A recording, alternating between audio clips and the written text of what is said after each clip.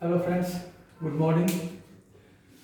जैसे मैंने कल प्रॉमिस किया था कि आज से मैं 11th में जो नए बच्चे गए हैं उनके लिए अकाउंटिंग के लिए स्टेप बाय स्टेप इंट्रोडक्टरी जो चैप्टर्स हैं वहाँ से शुरू करके और मैं डेली बेसिस पे ये इन्फॉर्मेशंस और चैप्टर्स की डिटेल्स और उसके थ्योरीज प्रैक्टिकल जैसे जैसे होते हैं पूरी अकाउंटिंग मैं कोशिश करूँगा कि आपको समझाने की कोशिश करूँगा, बताने की कोशिश करूँगा।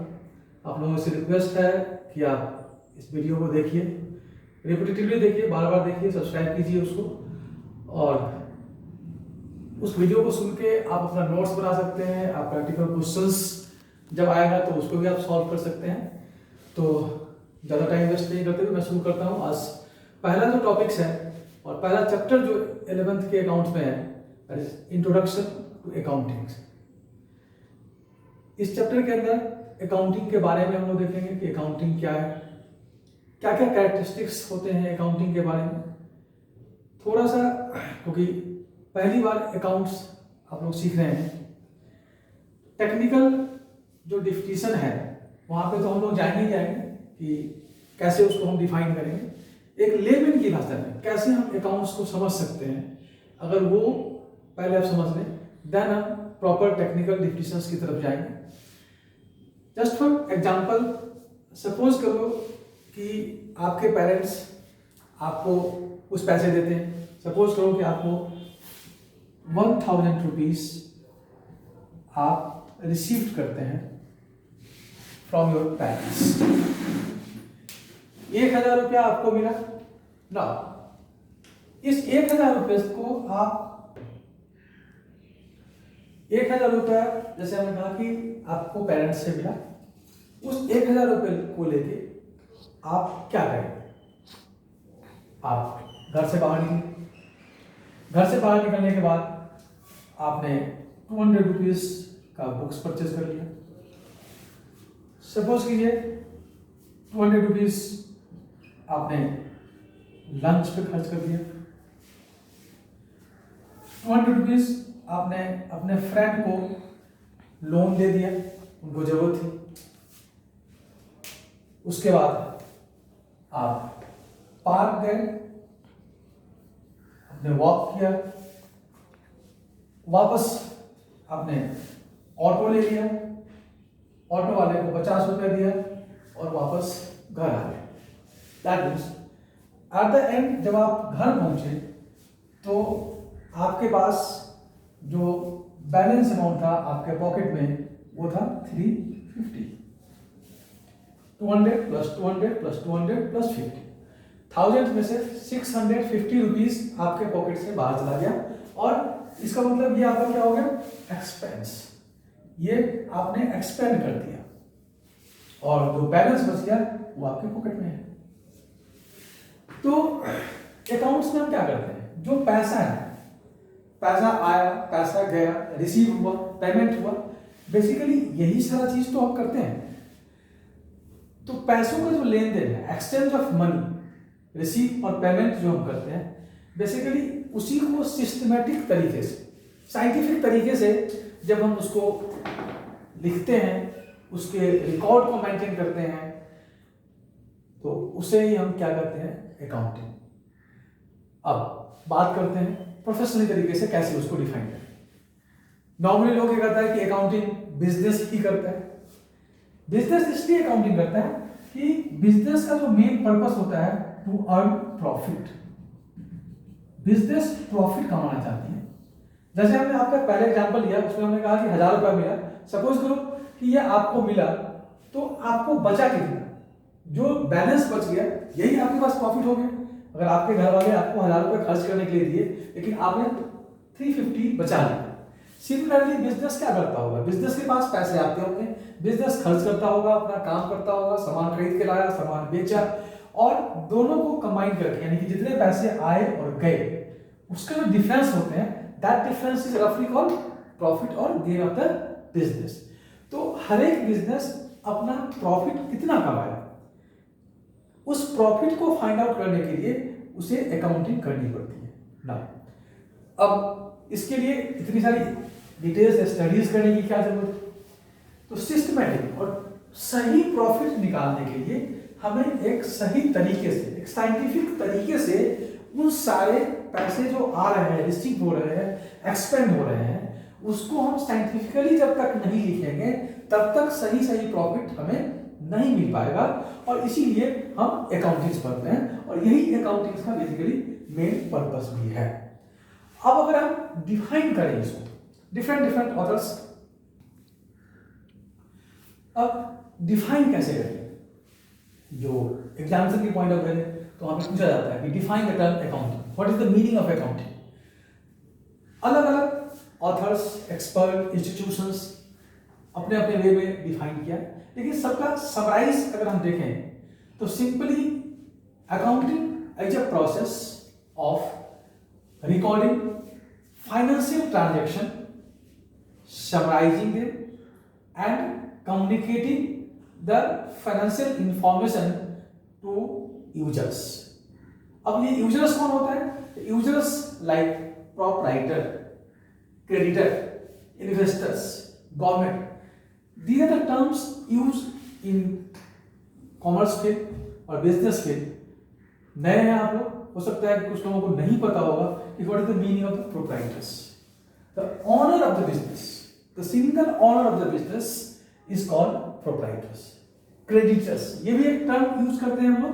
क्रेडिटर्स वो पर्सन होता है जिसे हमें पैसे लेने हैं, डेटर्स जिसे पैसे लेने हैं, क्रेडिटर्स जिसे पैसे देने हैं, इन्वेस्टर्स जो बिजनेस में पैसा इन्वेस्ट किया है, लगाया हुआ है, they are called investors. Government सब लोग जानते हैं। तो ऐसे बहुत सारे लोग हैं, बहुत सारे यूजर्स हैं जो बिजनेस के जो फाइनेंशियल इंफॉर्मेशंस हैं, फाइनेंशियल रिपोर्ट्स हैं, उसको वो देखना चाहता है, उसको वो यूज करता है अपने अपने पर्पस के लिए। जैसे सपोज करो कि प्रोपराइटर्स है, ओनर है, ओनर क्या देखना चाहेगा कि हमें बिजनेस में कितना प्रॉफिट होगा। सपोज करो कि किसी ऑर्गेनाइजेशन का एम्प्लॉय है, वो फाइनेंशियल इंफॉर्मेशन देख के, प्रॉफिट देख के क्या देखना चाहेगा, वो ये देखना चाहेगा कि आखिर हमारी कंपनी का कितना प्रॉफिट हुआ है, ताकि उसके सैलरी में कितना इन्वेस्ट होगा, उसको बोनस कितने मिलेंगे। कोई अगर इन्वेस्टर्स है, सपोज करो कि पैसा इन्वेस्ट किया हुआ है, तो वो वहां से ये देखेगा कि हमें वहां से रिटर्न कितना मिलेगा, क्योंकि प्रॉफिट ज्यादा होगा तो इन्वेस्टर्स को रिटर्न ज्यादा मिलेगा। गवर्नमेंट क्यों देखना चाहती है? गवर्नमेंट उस रिपोर्ट को इसलिए देखना चाहती है कि जब प्रॉफिट होगा तो वहां से टैक्स देने पड़ते हैं, तो गवर्नमेंट ये देखेगा कि प्रॉफिट सही है कि नहीं है, प्रॉफिट अगर इतना अमाउंट हुआ है तो उस पर टैक्स कितने हमें मिलेंगे। तो अलग अलग यूजर्स का अलग अलग व्यू होता है, अलग अलग वांटिंग्स होती है, और अपने अपने तरीके से उस रिपोर्ट को वो देखता है और एनालाइज करता है। अब इसी डिफिनेशन से अगर हम देखें तो यहां से हम क्या फाइंड आउट कर सकते हैं। जैसे सेकंड पार्ट हमें कोई पूछता है कि what is the characteristics of the accountings, या फिर अगर ये कोई पूछता है कि what is the steps of accountings और process of the accountings, almost सब कुछ सेम ही होता है। स्टेप्स ऑफ अकाउंटिंग हम लिख रहे हैं, अगर कहीं पे कैरेक्टरिस्टिक्स वर्ड यूज करता है तो वो भी ऑलमोस्ट सेम होता है। एट्रीब्यूट्स पूछता है तो सिमिलर सिनोनिम्स की तरह से होता है। प्रोसेस ऑफ अकाउंटिंग अगर पूछता है तो ऑलमोस्ट सेम होता है। क्या क्या स्टेप्स होते हैं? सबसे पहले जो पहला स्टेप होगा, financial transaction and event. Financial transaction and event. अब फाइनेंशियल ट्रांजैक्शन इवेंट मैं वन बाय वन हर एक स्टेप्स को एक्सप्रेस करते जाऊंगा, उसको एलोबरेट करता जाऊंगा। आप लोग जब नोट्स बनाएंगे या जब लिखेंगे तो खुद अपने लैंग्वेज में उसको लिखने की कोशिश करेंगे, जो आपके लिए बेटर होगा। आप एक बार सुनेंगे, दो बार सुनेंगे और फिर उसको डिटेल्स लिखेंगे। समटाइम्स जो स्टेप्स है वो सेपरेट स्टेप्स आपके क्वेश्चंस में आ सकता है, और उससे आप अंडरस्टैंड भी अच्छे तरीके से करेंगे, क्योंकि जब बार बार, दो बार, तीन बार जब उसी चीज को सुनेंगे और खुद लिखेंगे तो वो आपको कमांड हो जाएगा, उसका कंसेप्ट आपका क्लियर हो जाएगा। तो पहला स्टेप हमारा क्या है? Financial transaction and event. दो वर्ड बेसिकली यहाँ पे हम देख रहे हैं, ट्रांजैक्शन एंड इवेंट। इसको थोड़ा सा एक्सप्लेन करके हम बताते हैं कि इवेंट किसे कहते हैं और ट्रांजैक्शंस किसे कहते हैं। नॉर्मल इंग्लिश वर्ड है बेसिकली, लेकिन इलेबोरेट करना जरूरी है क्योंकि यहाँ पे थोड़ा सा कंफ्यूजन होगा अगर नॉर्मल मीनिंग लेके चलेंगे तो। इवेंट, एक्टिविटीज हम लोग समझते हैं। जैसे सपोज करो कि आप मॉर्निंग में उठते हैं, फ्रेश होते हैं, ब्रेकफास्ट करते हैं, स्कूल जाते हैं, कॉलेजेस जाते हैं, ऑफिस जाते हैं, ऑफिस में जाके काम करते हैं, each and every activities is called events. तो सिंपली हम कह सकते हैं कि कोई भी एक्टिविटीज जो हो रहा है, all activities is event. Event का मतलब ये नहीं कि कोई ऑर्गेनाइजेशन बहुत बड़ा ऑर्गेनाइज कर रहे हैं, कोई फंक्शन हो रहा है, that is only events. Each and every activities is a event. Now दूसरा है transaction. Now every event is transactions? No, every event is not a transactions. ऐसा इवेंट जिसमें सबसे पहले मॉनेटरी वैल्यू होनी चाहिए और एक्सप्रेस इन मनी। अगर इसको हम सिंपल वे में लिखें तो एक्सप्रेस इन मनी। क्या हर एक इवेंट को पैसों में एक्सप्रेस कर सकते हैं? नो। जैसे हमने कहा कि आप सवेरे मॉर्निंग में उठते हैं, उसकी मॉनेटरी वैल्यू नहीं हो सकती है, लेकिन आप मार्केट में जाके एक पेन परचेज करते हैं तो उसकी मॉनेटरी वैल्यू होती है, that can be express in money. तो पहला कैरेक्टर्स उसमें होना चाहिए कि ऐसा इवेंट जिसको कि हम पैसों में, मनी के वैल्यू में उसको एक्सप्रेस कर सकते हैं। सेकंड इंपॉर्टेंट चीज होना चाहिए change in economy. Change in economy, change in economy. अब जो मॉनेटरी वैल्यू है उसके बेसिस पे सिंपल वे में कहें चेंज इन इकोनॉमी का मतलब कुछ चीज बढ़ जाना या घट जाना। अगर सपोज करो कि आपने एक पेन परचेज कर लिया तो आपके पॉकेट से पैसा क्या हो गया? कम हो गया, बदले में पेन मिल गया। दुकानदार के पॉइंट ऑफ व्यू से देखेंगे तो दुकानदार के पास क्या हो गया? वो मनी आ गया तो उसका मनी बढ़ गया। तो चेंज इन इकोनॉमी का मतलब इंक्रीज और decrease of the value of anything. अगर ये दो कैरेक्टर्स हैं किसी भी इवेंट में तो that event is called transaction. और यही ट्रांजैक्शंस या इवेंट जो उस फाइनेंशियल एक्टिविटीज के साथ जुड़ा हुआ है। तो हम सबसे पहले क्या करेंगे? इवेंट देखेंगे। इवेंट देखने के बाद उसमें से फाइंड आउट करेंगे कि कौन कौन से ट्रांजैक्शंस हैं, और जो ट्रांजैक्शंस मिल जाएंगे यानी कि ऐसा इवेंट जिसमें ये सारे कैरेक्टर्स अवेलेबल होंगे, उस सारे इवेंट्स को हम क्या करेंगे? रिकॉर्ड करेंगे। तो सेकंड स्टेप्स क्या हो जाएगा? रिकॉर्डिंग। रिकॉर्डिंग का मतलब किसी चीज को लिखना, राइट करना। अब रिकॉर्डिंग तो करते हैं तो अकाउंट की भाषा, अकाउंट के टर्मिनोलॉजी में जो अकाउंटिंग टर्मिनोलॉजी हम यूज करते हैं उसको हम बोलेंगे जर्नल एंट्री। आगे यही सब चीज हम लोग पढ़ेंगे। तो जर्नल एंट्रीज तो टेक्निकली और अकाउंट की भाषा में अगर कहा जाए तो recording is nothing, recording is a journal entry or past journal entries. After the recording, next step is the classification. Classification. अब जैसे हमने कहा कि जितने भी ट्रांजैक्शंस हमें मिलेंगे उस ट्रांजैक्शंस को क्या करेंगे? रिकॉर्ड करेंगे। ट्रांजैक्शंस बहुत सारे हो सकते हैं, बहुत सारे तरीके के हो सकते हैं। सपोज करो हम सैलरी दे रहे हैं, हम गुड्स खरीद रहे हैं, हम रेंट पे कर रहे हैं, या और भी डिफरेंट डिफरेंट तरीके के हो सकते हैं। तो एक दिन में अगर सपोज कीजिए कि आप 100 ट्रांजैक्शंस करते हैं तो 30 दिन में 30 मल्टीप्लाई 100, साल भर में 365 मल्टीप्लाई, तो इतने सारे ट्रांजैक्शंस हो जाएंगे। अब वैसे स्थिति में हम अगर किसी एक ट्रांजैक्शंस के बारे में जानना चाहते हैं तो उसकी इंफॉर्मेशन कैसे मिले? जैसे मुझे अगर ये देखना है कि हमने पूरे साल में कितनी सैलरी दी तो रिकॉर्ड तो हमने कर दिया। अब हर एक महीने हमने 100 एम्प्लॉय को सैलरी दी तो पूरे 12 महीने में 12 मल्टीप्लाई 100, 1200 एंट्री अलग अलग डेट पे होगी, तो उसको निकाल पाना बहुत ही मुश्किल होगा। तो इसीलिए हम क्या करते हैं कि एक एक item, similar type of items को हम ग्रुप बना देते हैं। क्लासिफिकेशन का मतलब हो गया ग्रुप बना देना, कि सैलरी का एक जगह हो जाएगा, कैश एक जगह हो जाएगा, बैंक में पैसे हैं तो बैंक नंबर 1 में कितने पैसे होंगे। तो जब हम उसको ग्रुप बना देंगे तो उस ग्रुप से के वैल्यू को अगर मुझे देखना होगा तो हम बड़ी आसानी से, चाहे वो 2 दिन का डाटा हो या 2 साल का डाटा हो, हम आसानी से उसको देख सकते हैं कि उस ग्रुप में हमारे पास कितने खर्चे हुए या कितने पैसे आए। तो क्लासिफिकेशन यानी कि ग्रुपिंग ऑफ द अकाउंट्स, जो भी हमारे अकाउंट्स के नेम होंगे उसको हम ग्रुप कर देते हैं, हर एक आइटम्स को हम एक ग्रुप में बना देते हैं और उसी को क्लासिफिकेशन कहा जाता है। टेक्निकली अकाउंट की भाषा में इसे हम क्या बोलते हैं? लेजर। अकाउंट की भाषा में इसे हम क्या बोलते हैं, लेजर। तो पहले जनरल एंट्रीज होगी यानी कि रिकॉर्डिंग होगी, फिर उसका क्लासिफिकेशन होगा। क्लासिफिकेशन के बाद हम उसको क्या करते हैं, summarise. Next steps summarise. Summarise, summary, सब लोग समझते हैं कि समरी क्या होता है। अब समरी में हम क्या करेंगे कि जितने भी हम लेजर्स बनाए हैं यानी कि ग्रुप बनाए हैं, उस ग्रुप में कितना बैलेंस है, उस बैलेंस को फाइंड आउट करेंगे और फाइंड आउट करके एक समरी बना लेंगे। इस समरी में जो टेक्निकली हम बनाते हैं that is called trial balance. ये सब आगे हम लोग पढ़ेंगे।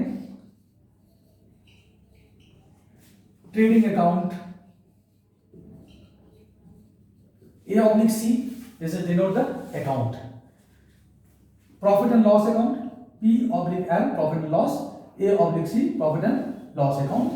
Balance sheet P/S, balance sheet. तो शॉर्ट फॉर्म में हम लोग लिखते हैं बैलेंस शीट को शॉर्ट में लिखते हैं B/S, profit and loss account P/L, A/C। ये सारे समराइज करके हम बनाते हैं और यही जो पोर्शन हमारा है, trading account, profit and loss account, balance sheet, this is called financial statement और report of accounting, report of accounting और फाइनेंशियल स्टेटमेंट। ये हर एक ऑर्गेनाइजेशन को at the end of the year यानी कि साल में एक बार, हर एक अकाउंटिंग ईयर के बाद ये रिपोर्ट बनाती है और रिपोर्ट बना के वो ऑर्गेनाइजेशन देखती है कि हमारा पोजीशंस क्या है, हमें प्रॉफिट कितनी मिलती है। बैलेंस शीट क्या शो करता है, position of the business.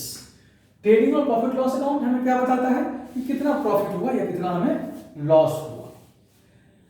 Summarising के बाद अब यहां पे हम क्या करेंगे, इंटरप्रिटेटिंग और analysing, interpreting and analysing.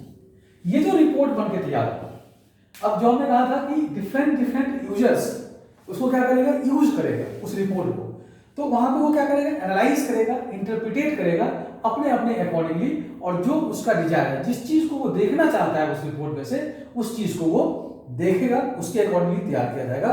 And the end हम उसको क्या करेंगे, कम्युनिकेटिंग, क्योंकि जब हम उसके अकॉर्डिंगली एनालाइज कर देंगे, इंटरप्रिटेट कर देंगे सारे डाटा को, तो उसके बाद उस पर्सन को हम क्या करेंगे, कम्युनिकेट कर देंगे कि भाई अब ये चीज तैयार हो गया, ये रिपोर्ट आपके अकॉर्डिंगली तैयार है, अब आप इसको देखो और अपना डिसीजंस लो। और ये डिसीजन यानी कि जो पर्संस इस रिपोर्ट को जिसको हम कम्युनिकेट करेंगे, वो अपने अकॉर्डिंगली अपना डिसीजंस लेने के लिए रेडी हो जाएगा थ्रू दिस। तो इतने सारे स्टेप्स करने के बाद पूरी की पूरी हमारी अकाउंटिंग क्या होती है, कंप्लीट होती है। तो ये तो था हमारा अकाउंटिंग। अब ये अकाउंटिंग के डिफरेंट ब्रांचेस भी होते हैं। जैसे अब बचपन में आप पढ़ते थे तो एक सिंपल SST हुआ करता था, आगे जाके उसमें 3 पार्ट हो गए, भाई ज्योग्राफी हो गया, इकोनॉमिक्स हो गया, हिस्ट्री हो गया, फिर धीरे धीरे 9th-10th में जाके 4 पार्ट में डिवाइड हो गया। तो वैसे ही अकाउंटिंग के अलग अलग ब्रांचेज हैं। तो थोड़ा सा इंफॉर्मेशन ब्रांचेज ऑफ अकाउंटिंग के बारे में हम देंगे। Branches of accounting, branch of accounting. तो बेसिक कंसेप्ट हम लोगों ने देख लिया, अकाउंटिंग कहते किसे हैं, क्या क्या स्टेप्स होता है या कैरेक्टरिस्टिक्स ऑफ अकाउंटिंग्स क्या है, वो हमने डिस्कस किया, जिसमें हमने डिफरेंट स्टेप्स को डिफाइन किया कि फाइनेंशियल ट्रांजैक्शंस क्या होता है, इवेंट क्या होता है, recording, classification, summarising and so on. Next topics जो हम लोग शुरू करेंगे वो है branch of accounting. New topics है, नया सब्जेक्ट है, तो एक साथ अगर ज़्यादा हम आपको करवाएंगे तो आप अंडरस्टैंड करने में दिक्कत होगी। तो फर्स्ट ऑफ ऑल आप इंट्रोडक्शंस जो अकाउंटिंग का था, डिफिनीशंस और स्टेप जो था, उसको आप गो थ्रू कीजिए। कोई भी अगर उसमें डाउट्स है तो यू कैन राइट। और मेरा वीडियो टाइमली आपको मिलता रहे इसलिए आप सब्सक्राइब कीजिए उसको। डेली बेसिस पे हम स्टेप बाय स्टेप आपको करते चलेंगे। नेक्स्ट वीडियो में जो आगे का टॉपिक्स जो ब्रांच ऑफ अकाउंटिंग है वो हम कैरी करेंगे, देन अनदर न्यू टॉपिक्स वहाँ पे ऐड अप करेंगे। तब तक आप इसको रिवाइज कीजिए, कोई डाउट्स है तो उसको राइट कीजिए और बेहिचक आप इसको पूछ सकते हैं। घर पे रहिए, स्वस्थ रहिए, जय हिंद।